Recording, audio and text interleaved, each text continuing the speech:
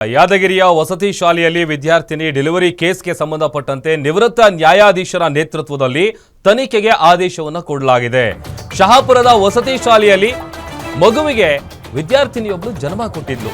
ಆ ಕೇಸ್ಗೆ ಸಂಬಂಧಪಟ್ಟಂತೆ ನಿವೃತ್ತ ನ್ಯಾಯಾಧೀಶರ ನೇತೃತ್ವದಲ್ಲಿ ತನಿಖೆಗೆ ಆದೇಶ ಕೊಡಲಾಗಿದೆ.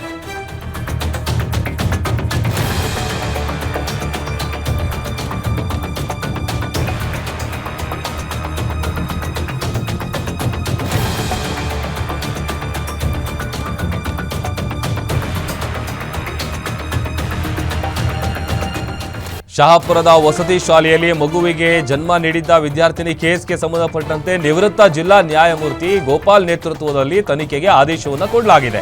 ಕರ್ನಾಟಕ ವಸತಿ ಶಿಕ್ಷಣ ಸಂಸ್ಥೆಗಳ ಸಂಘದ ನಿರ್ದೇಶಕ ಕಾಂತರಾಜ್ ಅವರು ಕೊಟ್ಟಿರುವಂತಹ ಆದೇಶ ಇದು. ನೋಡಲ್ ಅಧಿಕಾರಿಯನ್ನಾಗಿ ಚನ್ನಬಸಪ್ಪ ಅವರನ್ನ ನೇಮಿಸಿ ತನಿಖೆ ನಡೆಸೋದಕ್ಕೆ ಆದೇಶ ಕೊಡಲಾಗಿದೆ. ಚನ್ನಬಸಪ್ಪ ಸಮಾಜ ಕಲ್ಯಾಣ ಇಲಾಖೆಯ ಡಿಡಿ 1 ತಿಂಗಳೊಳಗೆ ತನಿಖೆಯನ್ನ ನಡೆಸಿ ವರದಿಯನ್ನ ಸಲ್ಲಿಸೋದಕ್ಕೆ ಸೂಚನೆಯನ್ನ ಕೊಡಲಾಗಿದೆ. ಒಂದ್ ಕಡೆ ಪ್ರಮುಖ ಆರೋಪಿಯನ್ನ ಅರೆಸ್ಟ್ ಮಾಡುವಂತ ಕೆಲಸ ಆಗಿದೆ. ಆತ ಹೆದರಿಸಿದ್ದ, ಯಾರಿಗೂ ಕೂಡ ಹೇಳಬಾರದು ಅಂತೇಳಿ. ಮತ್ತೊಂದು ಕಡೆ ಇದೇ ಕೇಸ್ಗೆ ಸಂಬಂಧಪಟ್ಟಂತೆ 5 ಮಂದಿಯ ವಿರುದ್ಧ ಪ್ರಕರಣ ಕೂಡ ದಾಖಲಾಗಿದೆ. ಆಮೇಲೆ ಆತನ ಸಹೋದರ ಏನಿದ್ದಾನೆ, ವಿದ್ಯಾರ್ಥಿನಿಯ ಸಹೋದರ, ಆತನ ವಿರುದ್ಧವೂ ಕೂಡ ಪ್ರಕರಣ ದಾಖಲಾಗಿದೆ.